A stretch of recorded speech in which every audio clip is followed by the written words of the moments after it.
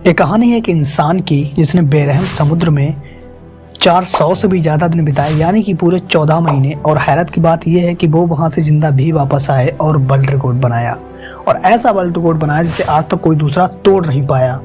अब Pacific ocean का नाम सुनते ही हम सबके रोंगटे खड़े हो जाते हैं, क्योंकि ये समुद्र का इतना बड़ा हिस्सा होता है जिसमें हमारी धरती 75% समा सकती है।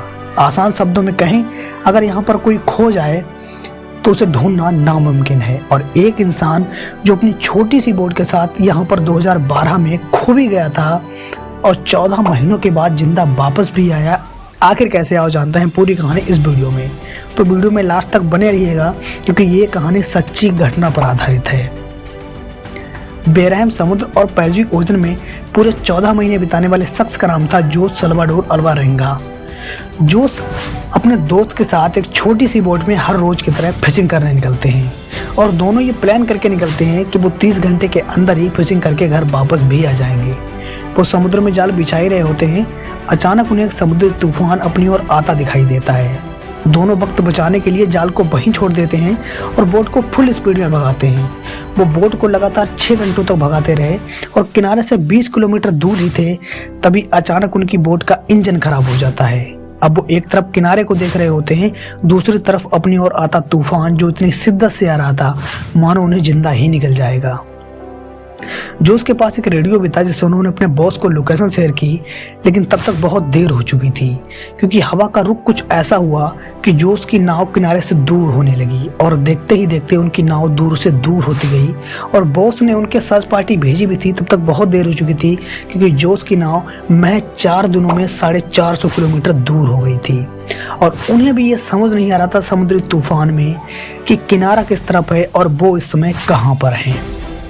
दोनों को ये लग रहा था कि अब बचना शायद मुश्किल है, और उन्हें भूख इतनी जोरों की लगी थी कि हम और आप इमेजिन भी नहीं कर सकते हो।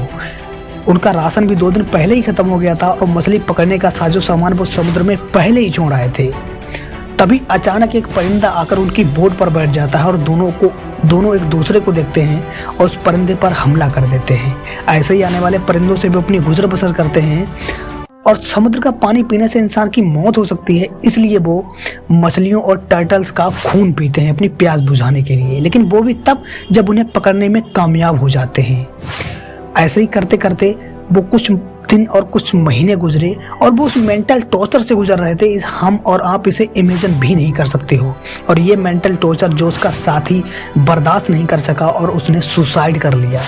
अब जोस समुद्र में बिल्कुल अकेला पड़ गया था, चारों तरफ उसे पानी के अलावा और कुछ नहीं दिख रहा था, और उसे भी ये लग रहा था कि अब बचना शायद मुश्किल है। और तभी उसे एक क्रूज शिप दिखाई देता है। जोस को अब जिंदा रहने की उम्मीद दिखाई देने लगी थी। जोस ने उसे बहुत इशारा किया, उसे बुलाने की बहुत कोशिश की, लेकिन बोट दूर थी और उस बोट ने जोस को नज़रअंदाज कर दिया और वहाँ से चली गई। अब आप समझो कि आप ऐसी जगह पर हो जहाँ पर कोई इंसान नहीं है आपसे बात करने के लिए, और एक इंसान था भी, उसने सुसाइड कर लिया, और दूसरा बंदा दिखा भी जिसने आपकी बात को नज़रअंदाज कर दिया। तो उस समय आपको कैसा लगेगा? और जोस बहुत ही फ्रस्ट्रेटेड हो गया था, उसे लग रहा था कि अब शायद बच पाना बहुत ही मुश्किल है। और जोस 11 महीनों में 8 किलोमीटर ट्रेवल कर चुका था। जोस के पास खुद से सनलाइट से बचाने के लिए उसके पास एक अंडरवेस्ट के अलावा और कुछ भी नहीं बचा था। और जोस देखता है कि समुद्र में कुछ नारियल तैरते हुए दिखाई देते हैं। उसे लगा कि शायद किनारे कहीं आइलैंड है, जिससे ये नारियल टूट टूट कर समुद्र में आ रहे हैं। और हवा का रुख भी कुछ ऐसा हुआ, और ऊपर वाले की मेहरबानी भी कुछ ऐसी हुई जोस के ऊपर, कि हवा का रुख कुछ इस तरह से हुआ कि जोस की नाव उसी आइलैंड की तरफ चलती गई, और महज आधे दिनों में वो उस आइलैंड तक पहुंच गया। जोस पहली बार ठोस जमीन पर कदम रख रहा था, और वो आइलैंड पर टहलता रहा, तभी उसे एक इंसान दिखाई दिया जो घर से निकल रहा था। और नम आंखों से जोस ने उसे अपनी पूरी सिचुएशन बताई। लेकिन 438 दिन बेरहम समुद्र में जिंदा रहना बहुत ही मुश्किल है, और ये वो समझ नहीं पा रहा था। तभी एक लोकल पुलिस आती है, लोकल पुलिस को भी बताते हैं अपनी सिचुएशन, लेकिन उस पुलिस ने उन्हें अरेस्ट किया और वहाँ से उन्हें अपने देश भेजा गया। और अपने देश में जाकर उन्होंने एक बुक पब्लिश की 438 डे। लेकिन जो उसका साथी जो बीच में सुसाइड कर गया था, उसके घर वालों ने उन पर केस कर दिया और जोश को जेल जाना पड़ा। लेकिन कानूनी दांव पेच के बाद जोश बाहर आ गए।